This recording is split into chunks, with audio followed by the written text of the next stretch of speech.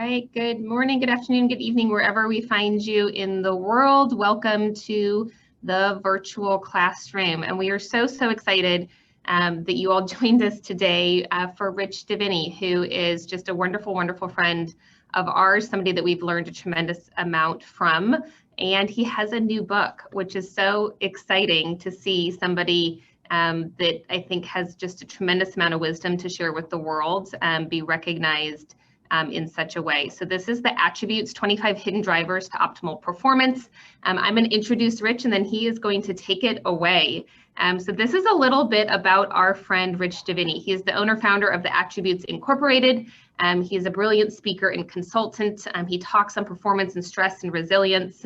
He served in that capacity for our team in Chapman & Co. for a couple of years. And certainly some of you who might be out there, honestly, might have had Rich in class, so he might be a friend to you as well. He is, of course, a retired U.S. Navy SEAL commander, 13 overseas deployments, 11 in Afghanistan.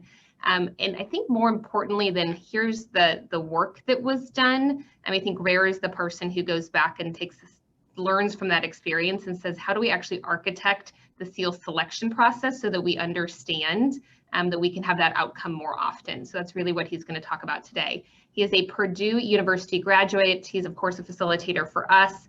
I mentioned the book, and fun fact, he is a collector and connoisseur of ceramic unicorn figurines. True, Rich? Well, I think that's a Matt edition, so we'll get to that. That is a Matt Wyatt edition for those of you who know Matt, who wrote this bio. The book, you can get it on pre-order, which I highly recommend that you do. You can always tell a lot by people, by who they befriend along the way. So this is a quote from Dan Coyle. Those of you who are immersed in the culture space might have read a small book called The Culture Code, super popular. And this is Dan's review of the Attributes. So go on Amazon and pre-order the book. You will not be disappointed. So with that, I am going to turn it over to Rich, and we're all going to learn something this morning. All right. Thank you, Sarah. I want to say, first of all, thank you to Sarah and Matt and the entire Chapman & Co. team. They're really not a team, they're family. And I have to say, I retired from the military in 2017, but I started working with you guys right before retirement, so end of 16. And I can't, I spent 20 years in the SEAL teams, which you probably all imagine is a pretty tight-knit group, and you really get to know people on a very personal level. I cannot think of a better landing pad that I could have even dreamed of than working with Chapman & Co. and Matt and Sarah and the team and Brian. So they really helped me find my footing. I did not like public speaking when I started working with them. And I'll talk about that kind of diving into discomfort and uncertainty. But and I remember Sarah and I did one of my first talks. Sarah and I did together. It was there in St. Louis, and I just was horrible. I was supposed to go 30 minutes, and I think I ran through it in about 5. And Sarah had to kind of pick up the slack. But it's always been love and support, and it's thrilling to be here. So thank you all for joining. I am excited to talk about this new book that I wrote, The Attributes, and I'll get into the content. Really, what I've realized, I started thinking about this stuff back in 2010 when I was still in the SEAL teams and running training, and I'll tell that story here. But what I realized is that as I wrote this, it became more and more applicable to what we were going through in terms of the year. We've all had a fairly tumultuous year. I think 2020 just kind of hit us out of the blue, and I realized that a lot of this stuff applies because we've actually learned more about ourselves this year. As bad as the year has been, we've learned more about ourselves than we think, and I'll tell you why as we go through this. So what's my story? Why did I write this book? I am, those in the crowd who know me know that I'm fascinated with human performance and human potential. What is it that causes human beings to be able to do the things they do, and how as a species, we've gone from cave dwellers to space explorers, and it's just from this ability to have an idea and bring it into reality. So to be able to capitalize on our humanness to achieve things that are yet to be imagined has always fascinated me. I grew up in Connecticut. You know, the very flowery introduction from Sarah. I guess it's all factually true.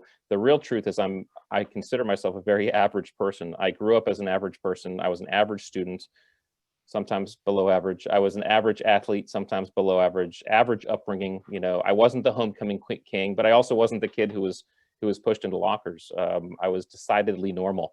I grew up wanting to be a Navy pilot. And it was right around the early 90s where I learned about the Navy SEAL teams. And subsequently, when I went to Purdue and Navy RTC, decided, you know what, maybe I'll try that. I didn't want to wonder if I could do it. So I went to SEAL training.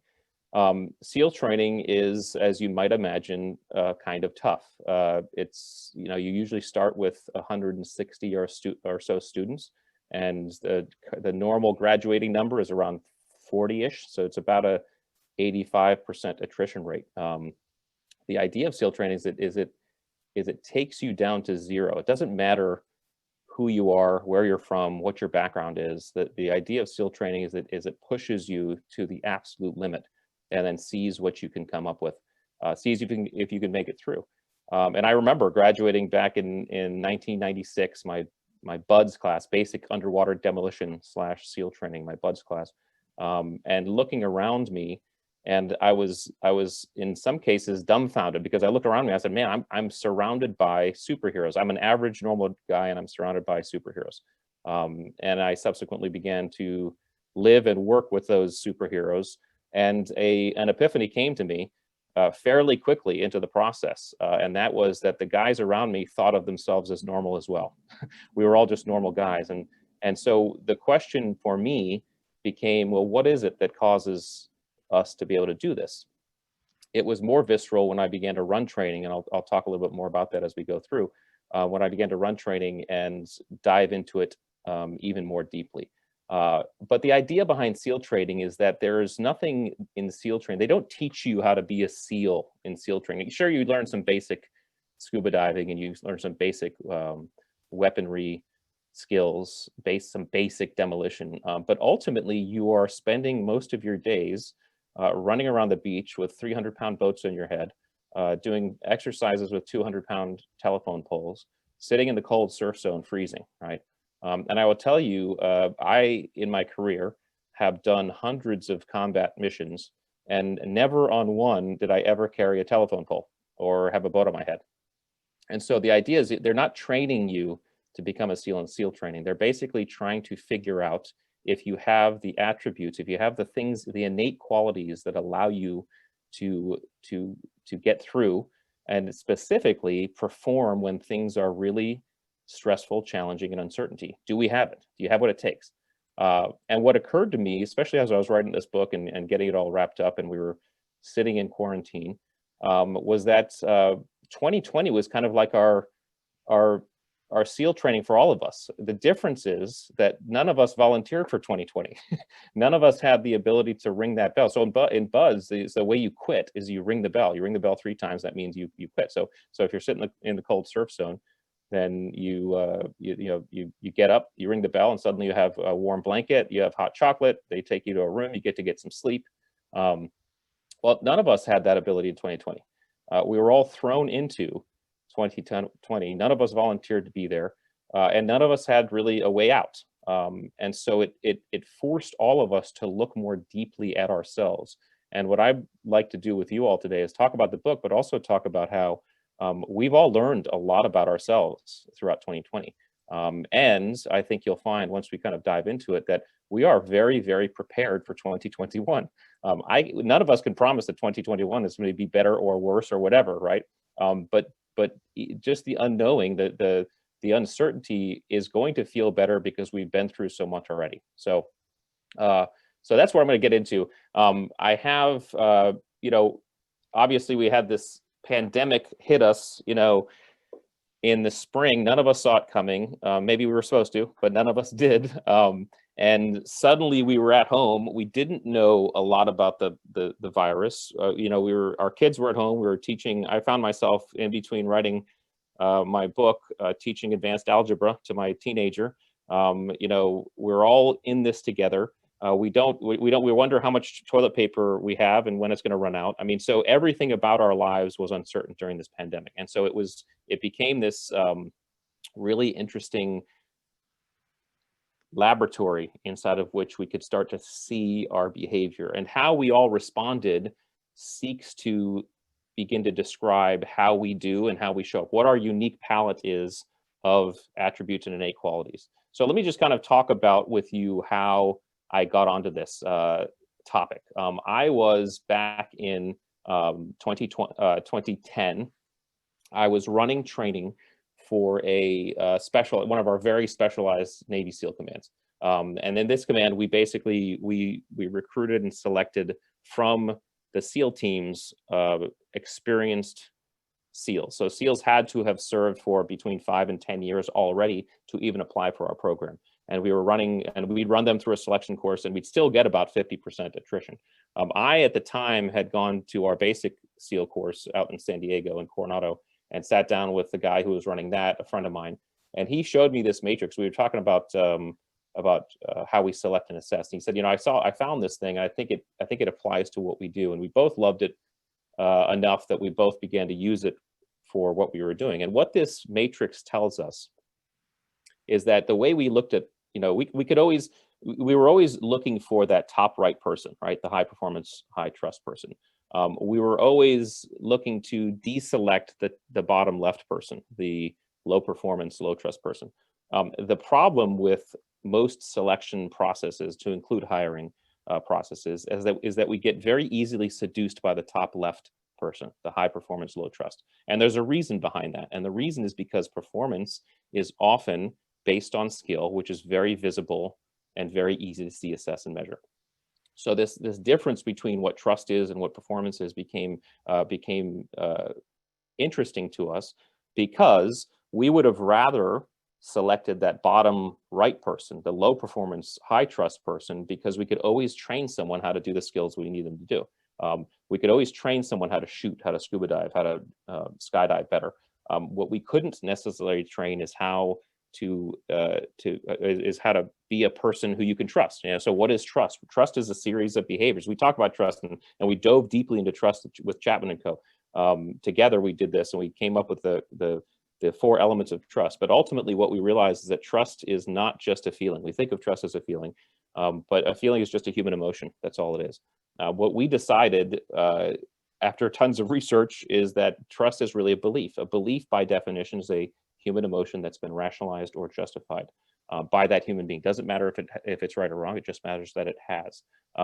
So a belief takes a decision, and a decision is made based on inputs, based on a rational judgment, okay? Which means we can't make anybody trust us. All we can do is behave in a way that allows someone to make a decision to trust us. And if we think about the people we trust the most in our lives, we can verify this. It's true, okay? We trust those people because they behaved in a way that allowed us to trust them. So what is this behavior? Well, certainly part of behavior are skills, okay? One of the biggest, when we ask this question around the world, one of the biggest answers we get is listening. Listening is a skill. And, Chapman & Co. teaches a course on listening. You can sit down and learn how to be a better listener, okay? But when you think about things like accountability and authenticity and empathy, okay, those are also things that always end up on a list, and those are not skills. Those are qualities. So let me just dive into for you what this difference is, okay? Skills are learned, okay? They are not inherent to our nature, okay? We're not born with an ability to ride a bike or throw a ball or drive a car, okay? We're just not. So we learn how to do this. We can sit down, we can be taught skills, okay? We can do that. We can do that through learning. We can do it through repetition. And they typically also direct behavior. They tell us what to do. Here's how to ride a bike. Here's how to throw a ball. Here's how to drive a car. And therefore, that's why we can repeat them and become better and better at them. Now, as such, they are very easy to assess, measure, and test. You can see them. You can see how well someone throws a ball, rides a bike, drives a car. In the business world, you can see by the numbers how many sales numbers someone has, or what their last evaluation looked like. Okay, it's very visible and tangible. The problem is because they're visible and tangible, we sometimes focus only on them, and we don't think about those other things, okay? The things that actually build trust and make great teams. Quick story, I had just given a talk about high performing teams. This was a year or two ago, to a group, and afterwards a lady named Julie came up to me, and she told me a story. She said, Rich, 6 months ago, I was put in charge of this major department. It was a huge promotion for me. I was very excited. And the first project that they gave me was this big project for a very important client. I was really excited. And I wanted to succeed. They wanted me to succeed. So they said, hey, you can have the pick of people in the organization for your team of about 10 people. You have your whoever you want. Build whatever team you want. You can make your dream team. So that's what she did. She found the best graphics designer, best lawyer, best marketing person, best you name it, salesperson. She built this team, and she said, Rich, I remember sitting at that first meeting, and I looked around the table and I said, this is probably the most experienced, competent team we've ever had at this organization, the absolute dream team. And she was so excited. The idea was the project that everybody was good at what they did. So she was going to basically be the liaison for the client. Everybody could kind of work on their own, but just, keep people informed. Everything, it was about a 5-week project, she said. Everything went awesome for the first 2 weeks. And then midway into the 3rd week, the client came back. Client was, known to be a little, occasionally mercurial, and said, I want we need some changes done. They weren't big changes, but the changes were enough such that they were going to affect many of the aspects of the project. They'd have to tweak things and change things, which she said, you know what, we're not going to come in early. We're not going to come in ahead of schedule, but no problem. I'll call a meeting. We'll explain it. Well, she called the meeting and it did not go as she expected. There was an enormous amount of backlash. The people and the team couldn't understand why what they did was incorrect. All right. They said, no, the client must be wrong. And Julie's like, no, the customer's always right. That, we need to change. And then she said the blaming started. Graphics person blamed the marketing person, blamed the legal team. Everybody began pointing fingers and blame. She said the whole thing descended into just 2 or 3 more weeks of madness. The project basically got limped. She had to limp the project along. It got limped across the finish line late. She had to dismiss a few people, but she said it was an absolute nightmare. And she said, Rich, 6 months later, she said, I'm okay. I've recovered, but I still don't know what happened.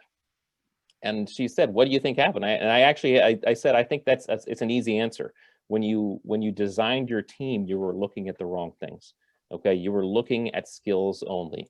You were looking at performance metrics. You were looking at numbers. You were basing the team competencies off these performance criteria.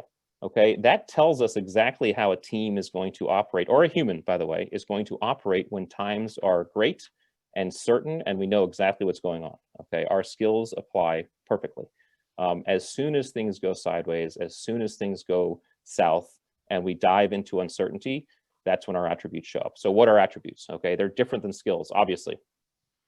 Attributes are elemental. Okay, they're inherent to our nature. We're born with these attributes. Okay, we can see levels of things like patience, adaptability, and resilience in small children. Okay, so we're born with attributes, and of course we develop them over time, and they get better and better as we grow older. But they're fairly elemental into our nature. Okay, they inform our behavior. Okay, so they don't tell us what to do in situations, but they tell us how we're going to show up in situations. So, for example, my son's level of resilience and perseverance and adaptability is going to inform the way he learns how to ride a bike when he falls off that bike a dozen times. Okay, so it informs our behavior. It tells us how we're going to show up.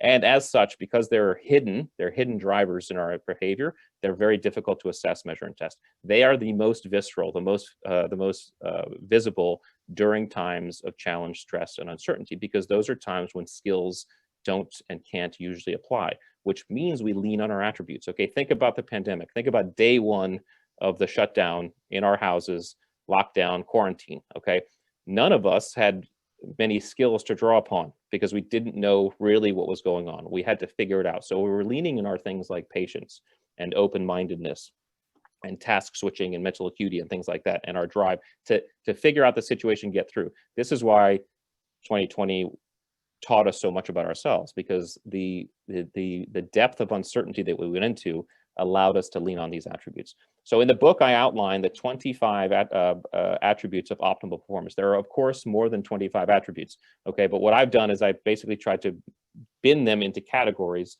so that we could just kind of show them in a way that says, okay, this is why how they show up in most cases. So I want to share with you those categories here, so you can get a sense of the book and what I'm talking about. All right, first category is grit. So what are those attributes that make up grit? Okay.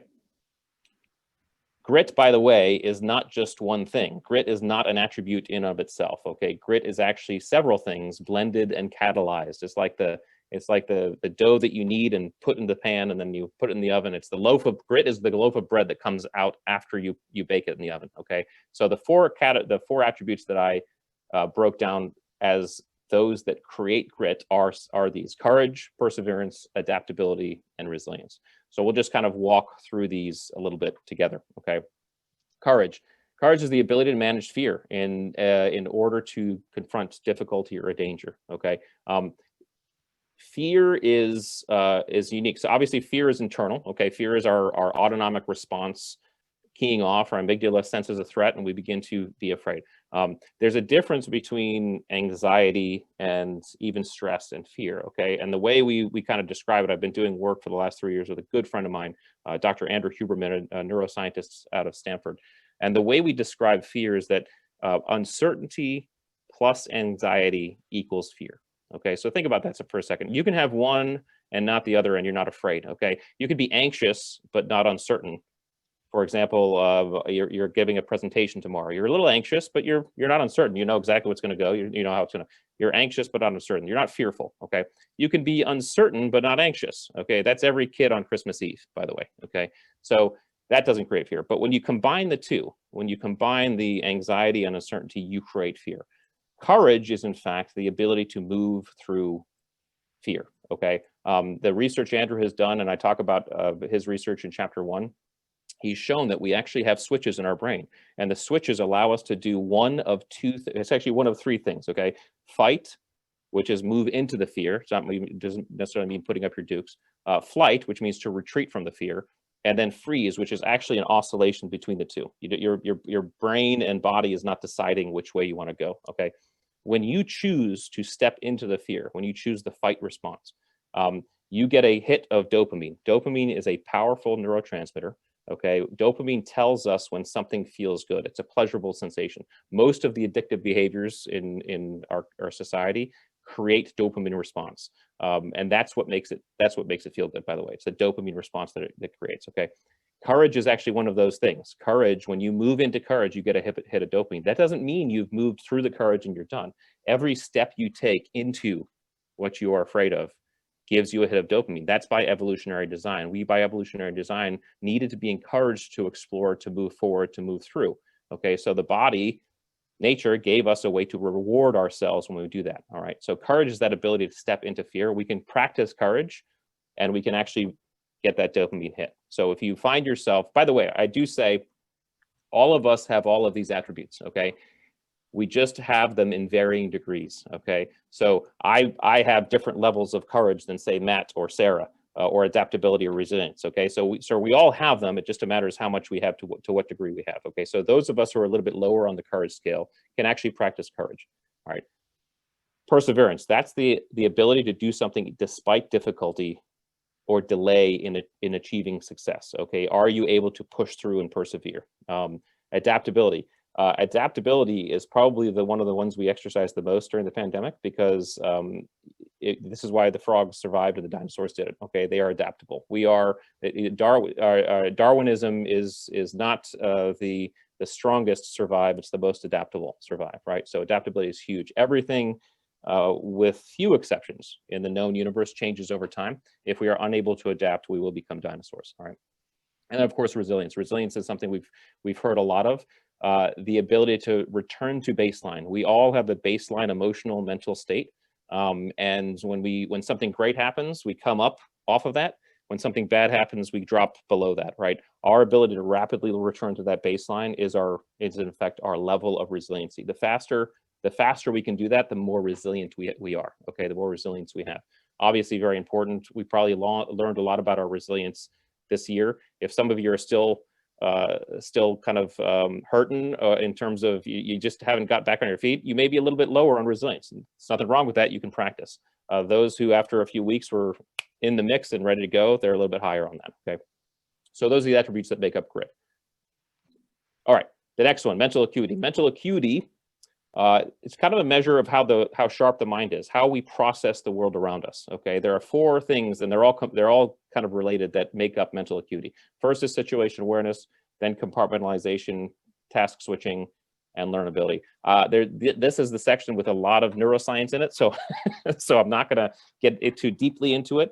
But just to give you a kind of a preview, situational awareness is our ability to absorb information or about the world around us. Some of us have higher amounts of situational awareness than others, okay? And in a word, you can kind of call it vigilance, okay? I am someone who is typically hypervigilant. I notice a lot of things around me. My wife is not as vigilant as I am, right? So she kind of sometimes gets lost in her head. Nothing wrong with either, by the way. It's just a matter. In fact, too much vigilance can actually lead to stress and anxiety. But if you're someone who notices things pretty often without having to make a deliberate effort, you're probably high on situation awareness, okay? Compartmentalization is the ability for the brain and us to actively take that information, assess it, prioritize it. So assess it. What does this mean to me in my experience? Prioritize it. What's the thing that I need to focus on first based on my my prediction of whatever outcome? And then focus. Okay. So in a very simple sense, I use in the book I love practicing this in New York City on the subways. Okay, because the subways are thoroughly confusing to me. Okay, so what I do is I deliberately go when I'm in the subway, I have to really take in a lot of information. And if I'm looking for the downtown train, I have to begin to prioritize what I'm seeing, focus on the signs I need to go, and then make that work. Okay. And do that act. Okay. Inside of that, there's also task switching. Our brains. So we've all heard multitasking is a myth. It is. We can't. Our brains they don't have an ability to focus on more than a few things at a time.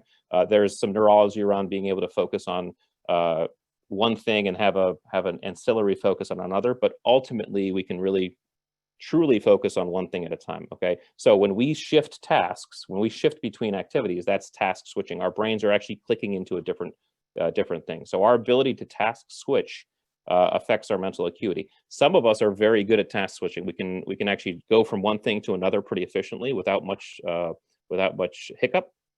Others of us, we like to dive in and focus, and once we're focused, it's hard for us to pull out. All right, again, nothing wrong with it. It's just kind of inform how you behave. All right. And then learnability, the ability to absorb and process and apply new information. So while all that's going on as you move through life, how able are we to absorb the lessons that we're learning and then apply them immediately to our new programming in our brain? I will admittedly, I'm out of all 3, I'm probably lowest on learnability. What does that mean? That means it takes me a while to learn new things. And sometimes I find myself making mistakes, the same mistakes over and over again. Okay.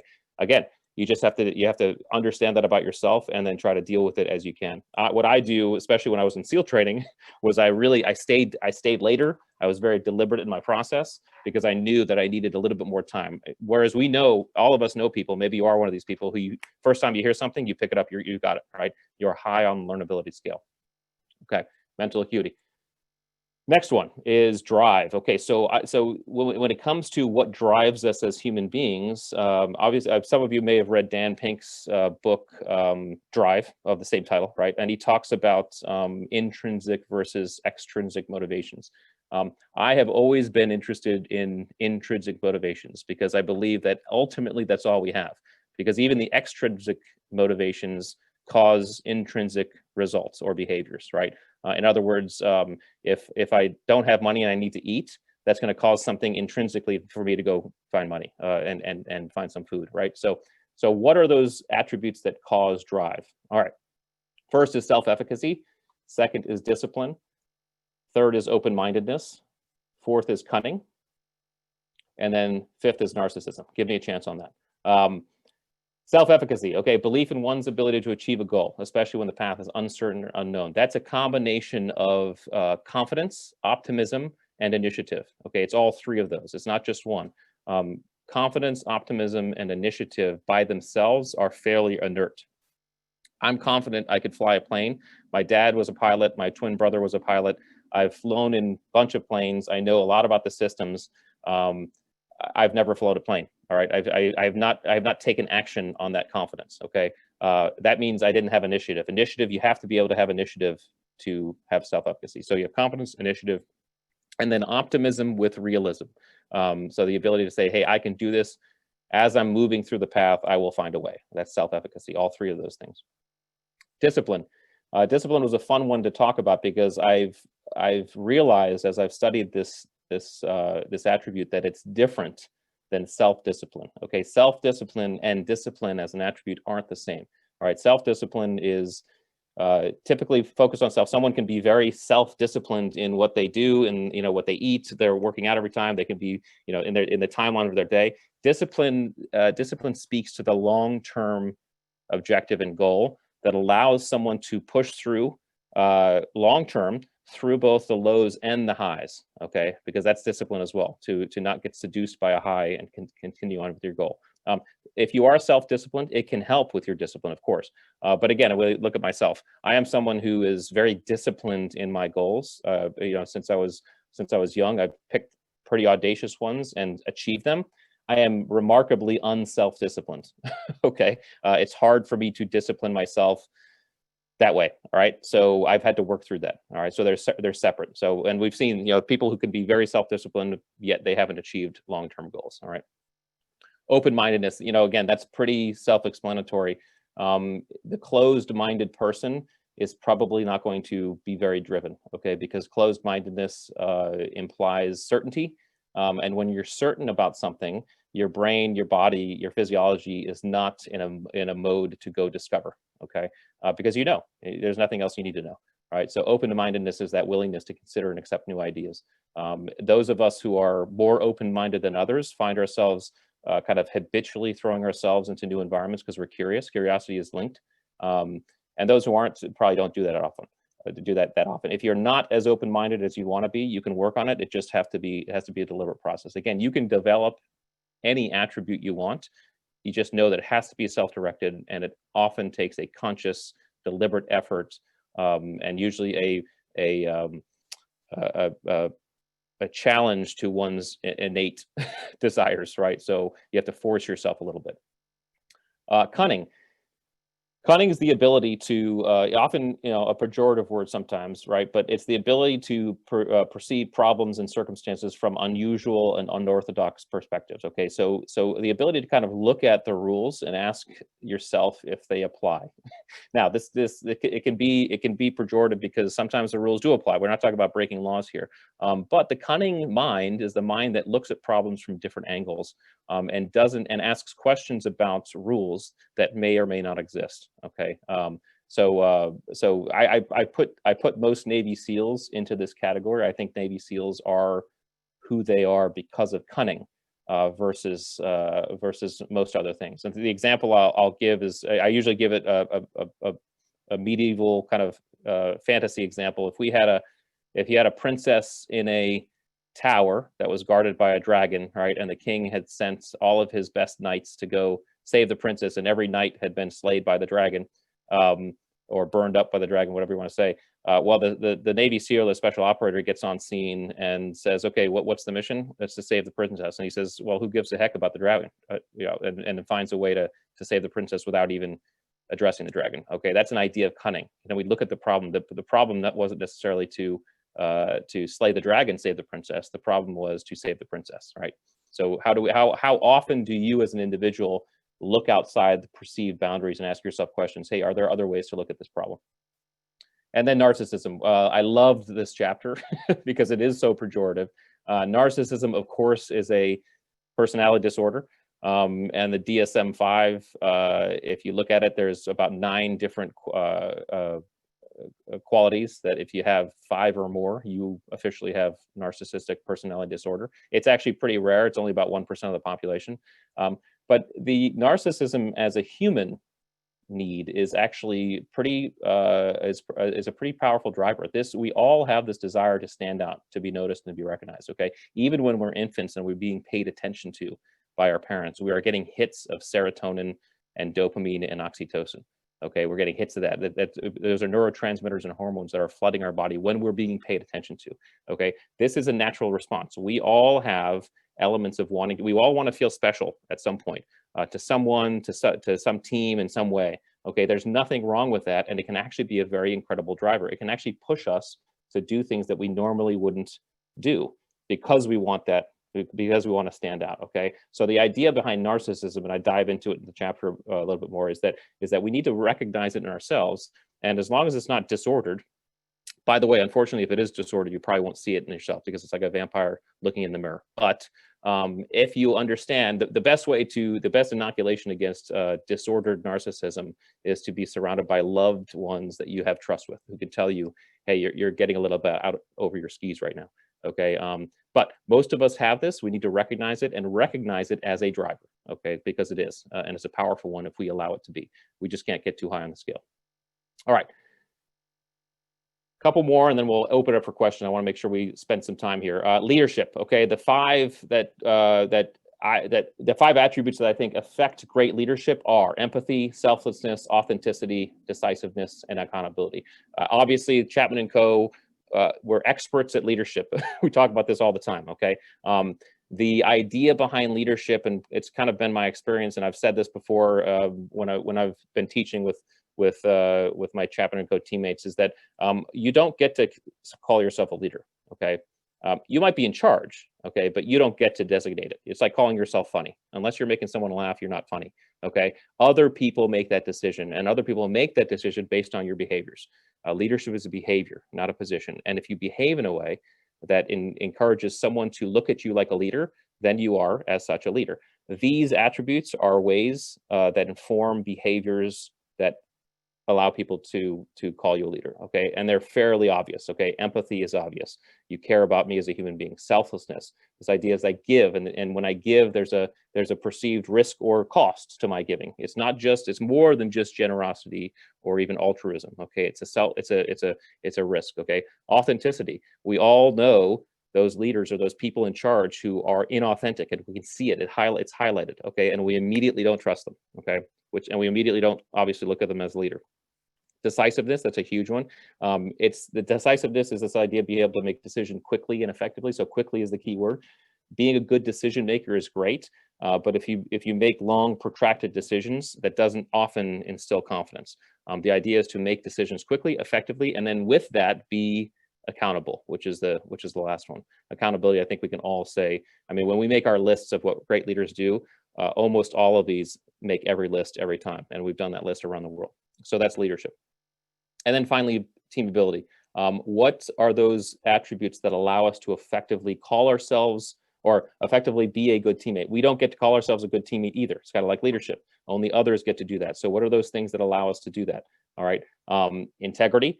Again, integrity as a team, integrity on a team, we have to remember it's defined by the team. Okay. What the definition of right or wrong is actually very rarely, if ever, black and white, and it's usually defined by the team you're in.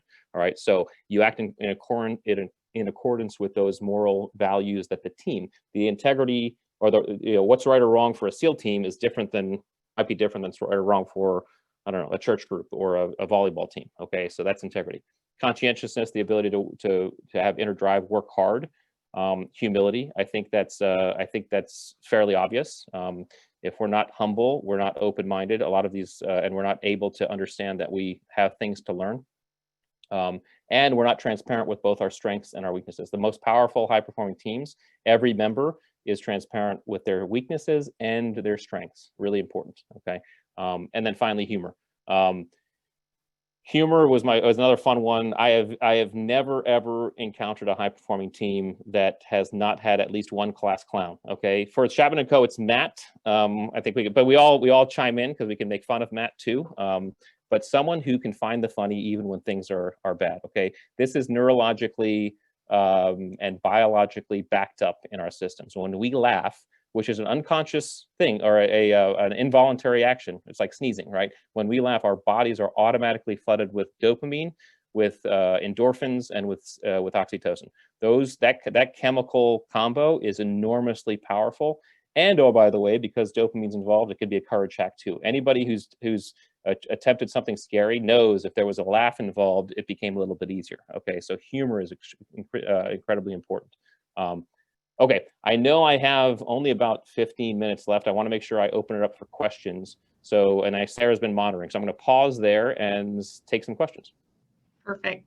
I think a lot of questions coming in around, okay, if these are the attributes, and I want to kind of source them on my team, how do I assess on the front end? And then once, either for myself or the people on my team, how do I develop them? So you said we all have different levels. They can be learned. So Yep. what's a specific example of an attribute being developed? Okay, great. It's a great question. It's a long answer, so I'm just going to give you a little bit, kind of a short burst here. So the first thing you need to do on a team is figure out what attributes you're looking for. Okay, that's going to be subjective to your team. Again, the list of attributes for a SEAL team is going to be different than a list of attributes for an HR team and accounting team. Okay, so but just let's say adaptability is one of the attributes. You say, hey, on our team, adaptability is important. Well, now, especially if you're hiring, okay, you need to throw some challenge, uncertainty, and stress into the process so that it highlights that adaptability attribute. Okay, so for example, if Sarah wants to hire me as someone who gives presentations, okay, well, I could totally rehearse. In fact, I did when I first got hired with Sarah and Matt and Chapman and Co. They had me give a presentation. So what did I do? I rehearsed the heck out of it and got as good as I could, okay, and gave my 30-minute presentation. And I blew it away. They were like, "Hey, you're hired," right? Now, I could be a horrible presenter. In fact, I'm sure Sarah was questioning her decision when we first spoke together, because she's like, "What the heck? This is not the Rich I saw." Okay, I rehearsed. Everything about my rehearsal was certain. If you want to throw adaptability into the mix, Sarah at any moment during my presentation could have said, "Hey, Rich, stop for a second. Instead of talking about that, can you just talk about this for a moment?" Or maybe an AV issue, throw something in, throw some twists. And it doesn't have to be sadistic, by the way. It can be funny, but it doesn't have to be sadistic. But throw something in that tests the adaptability. You will see how that person responds, okay? Had she done that to me, I probably would not have freaked out. I probably would have adapted because that's who I am, pretty high on it. There are other people who might freak out.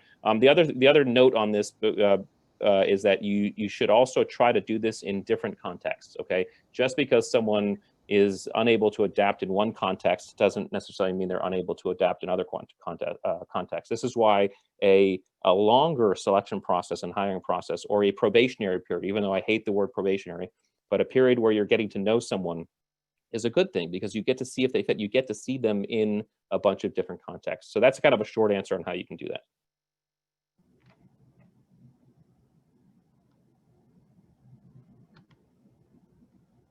All right, Sarah, do you have any? I don't want to miss any. Do you have any? I see. Apologies, I just froze for just a second. Okay. Can you talk to, are there attributes that are more important than others, specifically in driving performance?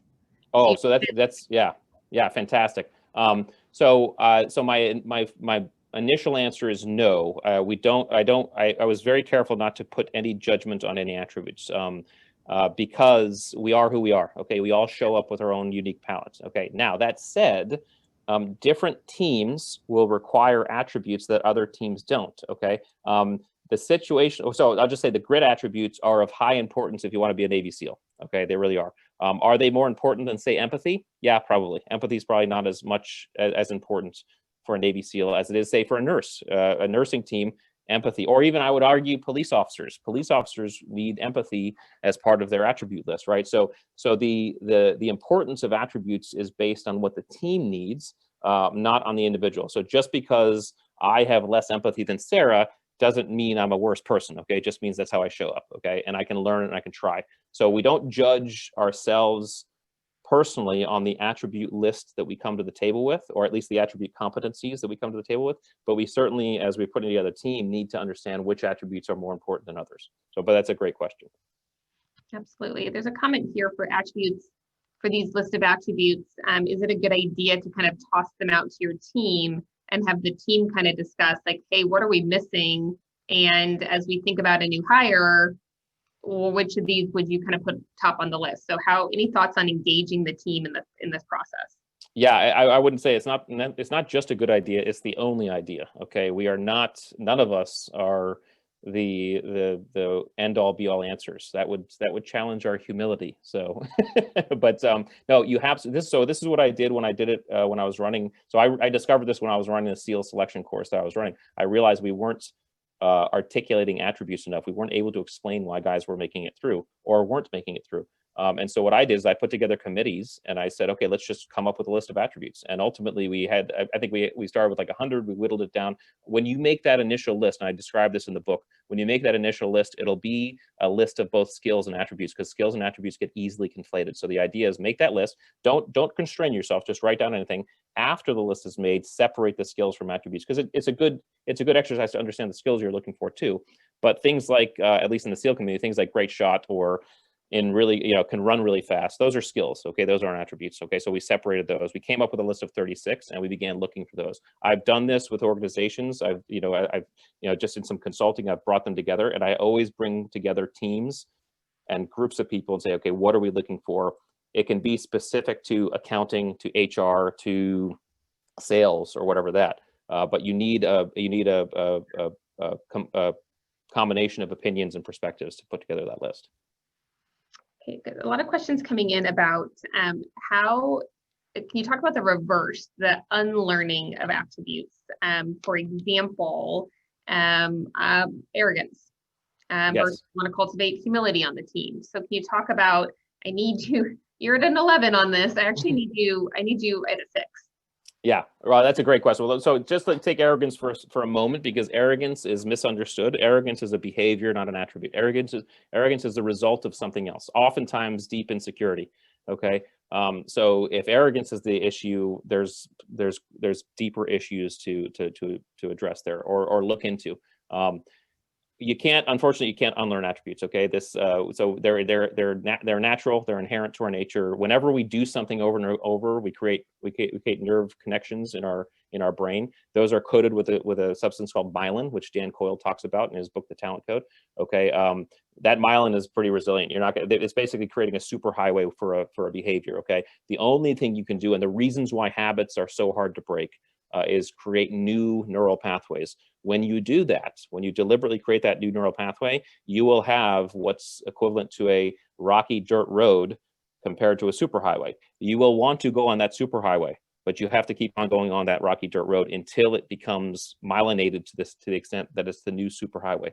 But that old habit, unfortunately, and you can ask anybody who's quit smoking or anything like that, it still exists, and there are still triggers that those who smoke for years and years will still say, I have to be careful of triggers, because I could immediately fall back in if I'm not careful. Most people who are successful, they've created such a superhighway with that new behavior, that new attribute. So whenever you're learning a new attribute or developing an attribute you want more of, know that you are competing against a naturally built superhighway that you have to. That's why it takes self-discipline. It takes self-direction, and it takes conscious, deliberate effort. It's difficult, and no one can sit down and teach you. You have to do it yourself. A question from a friend of both of ours, Mark Maddock. Hi, Mark. Hey, Mark. Good morning out in California. Do you think there's a risk in using the term narcissism that's so stigmatized that people might not be able to get past the term and leverage the concept in a helpful way? There's always a risk, Mark. There's a risk, Mark. I agree with you. However, I think part of the evolution of our society is to sometimes destigmatize and create new language. And the fact is, to hide our human nature is actually, I think, more dangerous. I think knowledge is key in our self-development. And if I can understand about myself, listen, let's just be honest with you. I did not become a SEAL because of my high patriotism and love for country. I am certainly patriotic, and I certainly love my country. I wanted to be a SEAL because I wanted to see if I could be a badass. Okay, that's narcissism talking. Okay, that's it. But I became a SEAL because of that. Okay, and I became someone who served our country and could fulfill my deep patriotism. So I think it's very important for us to take some of these words that have been stigmatized, if they are neurologically congruent with our human nature, to destigmatize them and be honest with ourselves. And honesty and transparency is key, I think, in our own self-development and the development of our teams. And oh, by the way, by talking about it and understanding it to a greater degree, I believe it'll be easier to pick out the true narcissists who are dangerous, and you have to be careful. Okay, so true narcissists, those who who teeter on the high end of personality disorder. Dangerous, very dangerous, and toxic. So having that conversation is, I think, key. Thanks, Mark. That was a great question. So a few questions more personal to you. So one around, you talk about discipline, but what rituals and disciplines do you include daily to drive your success?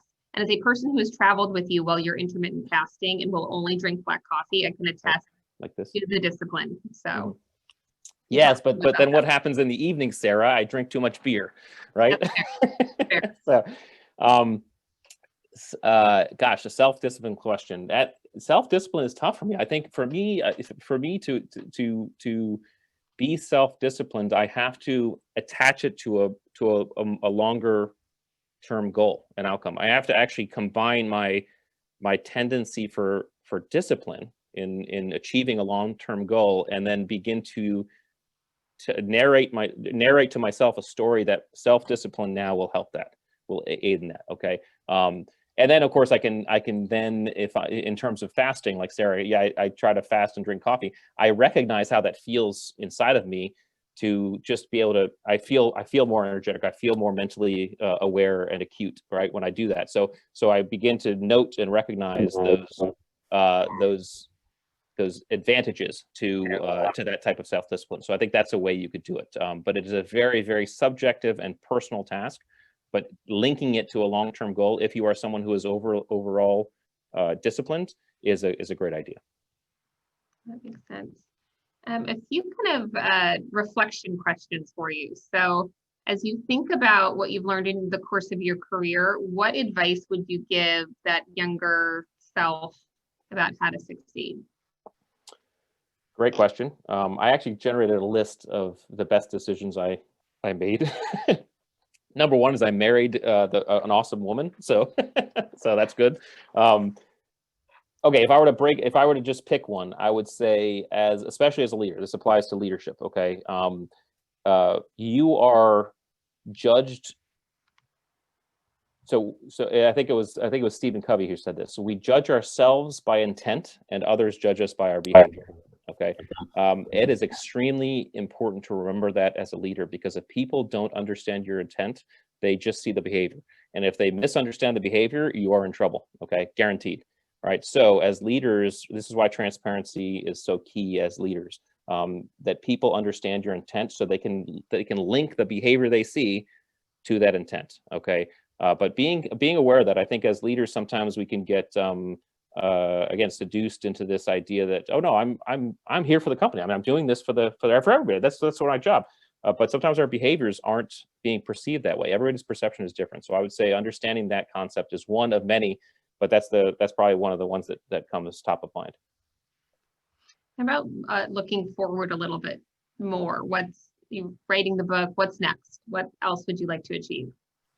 Yeah, I would love to continue down this pathway of human potential. How can I help us, all of us as humans, understand how to maximize our own strengths? I talk about being average, being normal. Okay, we're all average and normal. We're all normal in different contexts. Some of us, of course, we have contexts inside of which we're extraordinary.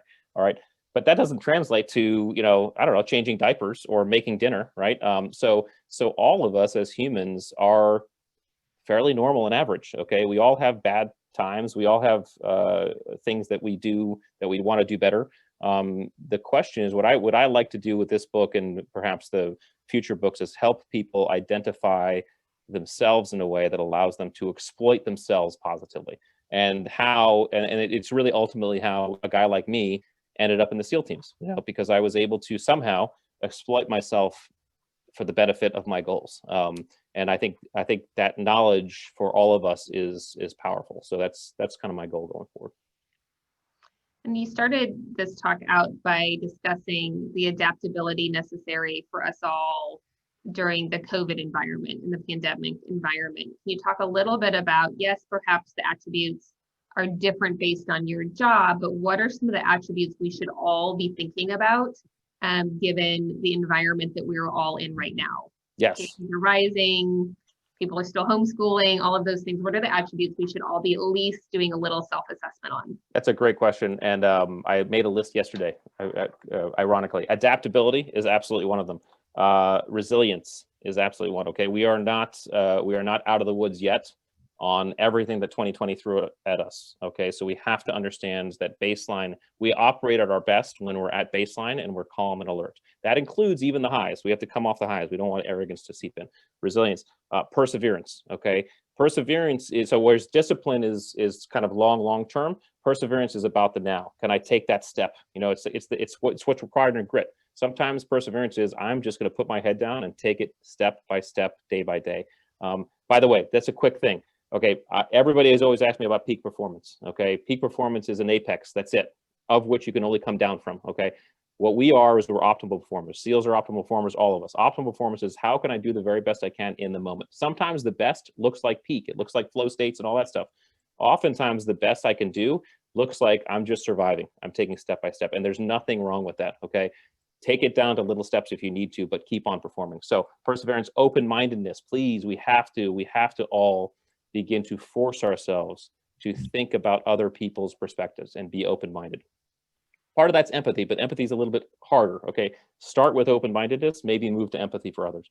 Okay, and then probably compartmentalization, this ability to actually focus on what I can control right now. Okay, because there's gonna be a lot that you can't. Okay, and you can't do anything about that stuff. All right, we call it in the SEAL teams our 3-foot world. Okay, what can I control right now and move to that? And then sometimes that's just taking one step. Okay, sometimes it's I can take a couple leaps, right? But focus on what you can control and move to that, and then put your head up and ask yourself the question again. I think those are the things moving into 2021 that I think would benefit all of us. Well, Rich, thank you so much for joining us, being here in the virtual classroom. The book is out when? Book is out January 26th. You can go to the website and check it out. You can read the first chapter if you go there. And we'll have the assessment tool. We're building an assessment tool so you can take it and see where you stand on the attributes. So that'll be online here soon as well. But yeah, thanks for having me. I love all of you guys. Thank you. And if I can speak on your behalf, if your team is interested in doing this work, assessing the attributes, I know Rich would be more than interested in hearing from you. So we'll make sure that his email address is in the chat as well. You can reach out directly, ask him questions, or perhaps engage him to work with your team. I can think of nobody better to do that work. I'll play some music. We'll stay on chat. So if you have a last question for Rich, please feel free to put it in the chat, and I know he'll stay on and answer those for you. So thanks so much, and everybody wash your hands. For God's sakes. Thanks, everybody. Wear a mask, wash your hands. Thank